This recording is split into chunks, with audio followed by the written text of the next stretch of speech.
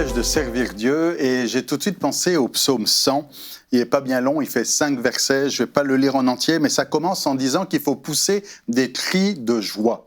Et j'insiste sur le mot joie parce que c'est un mot qu'on retrouve souvent dans ce psaume, puisqu'il est dit ensuite au verset 2, « Servez l'Éternel avec joie ».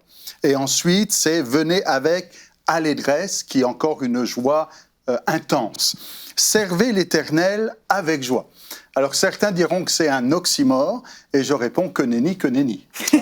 Que nenni. Je veux dire par là que certains vont dire, mais comment est-ce qu'on peut servir et être joyeux ? Service, c'est de la douleur, c'est triste, c'est pénible, alors que non, parce que ce qui fait la différence, c'est pas servir avec joie, il y a le mot l'Éternel au milieu. Quand on sert Dieu, c'est forcément avec joie, sinon il y a un problème. Parce que quand on sert sous la contrainte et la peine, c'est qu'il n'y a pas d'amour. Quand on sert avec amour, eh bien, il n'y a que de la joie. Vous savez, quand vous faites quelque chose pour quelqu'un que vous aimez, vous le faites avec joie. Vous ne dites pas « Ah, c'est difficile, c'est dur, c'est pénible de servir ». Non, non, c'est avec joie qu'on le fait s'il y a de l'amour. Sinon, ce serait un peu être un airain qui résonne ou une cymbale qui retentit. Ou encore, quand je distribuerai tous mes biens pour la nourriture des pauvres, quand je livrerai même mon corps pour être brûlé, si je n'ai pas l'amour, cela ne me sert à rien. Évidemment, 1 Corinthiens 13. Alors, servir avec amour procure toujours de la joie. Et l'apôtre Paul le dit dans Colossiens 3, 23, et je le lis dans la Bible en français courant, « Quel que soit votre travail, faites-le de tout votre cœur, comme pour le Seigneur et non pour les hommes. » L'apôtre Paul est en train de dire ici, c'est évident que quand vous faites quelque chose pour le Seigneur, vous le faites de tout votre cœur.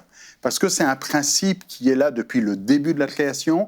Tu aimeras le Seigneur ton Dieu de tout ton cœur, de toute ton âme, de toute ta force, de toute ta pensée. Il ne peut pas y avoir les choses à moitié. Et quand on sert Dieu, on le sert forcément de tout son cœur. Jésus, lui, va faire une comparaison entre le bon berger et le mercenaire. Le bon berger, c'est celui qui aime, il y a de l'amour. C'est celui qui aime ses brebis. Le mercenaire, c'est celui qui travaille pour l'argent. Le bon berger, lui, il donne sa vie pour ses brebis. Le mercenaire, qui n'est pas le berger, lui, quand il voit le loup, il abandonne les brebis et prend la fuite. Alors la question n'est pas comment sers-tu Dieu ? La question n'est pas quel genre de serviteur de Dieu es-tu ? La question est quel Dieu sers-tu ?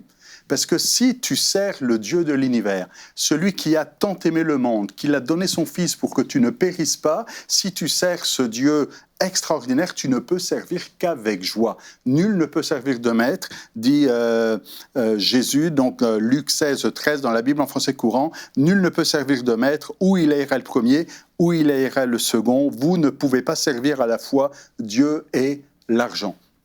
Donc maintenant, si tu sers Dieu, il y a forcément de la joie. S'il n'y a pas de joie dans ton service, c'est que tu ne sers pas le Dieu de l'univers. Amen, c'est fini comme ça, ok.